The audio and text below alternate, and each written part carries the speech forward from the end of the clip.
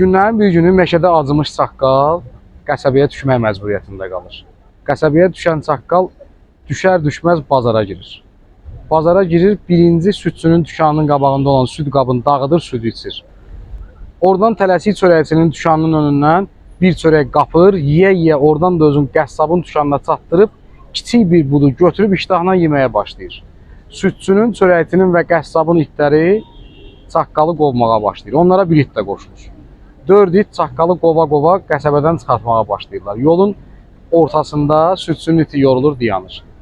Biraz keçmiş, çörəkçinin iti yorulur, dayanır. Ta qəsəbənin çıxışında qəssabın da iti əldən düşür, qaçmır. Amma sonuncu it çaqqalı təqib edir. Ta qəsəbəni çıxırlar, dərəni keçib meşəyə az qalmış, çaqqal da əldən düşür, əsəbi halda çönür itə deyir ki, sən nə istəyirsən məndən? Onların biri südçünün, biri çörəkçinin, biri də qəssabın iti idi. Onların hər şeyini götürmüşdüm, onlar mənim ona görə dalımcı gəldi. Sən kimin itisən? Bu da deyir ki, mən dəmirçinin itiyəm. Deyir, axı mən sənin sahibindən heç nə götürməmişəm, sən mənim niyə arxamdan gəlirsən?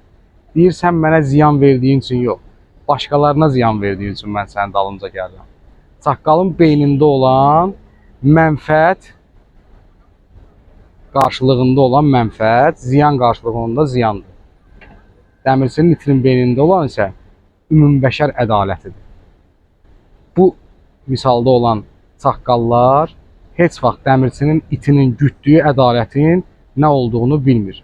Unutmayın ki, bugün başqalarına pislik edənlər sabah da sizə pislik edəcək. Hələlik.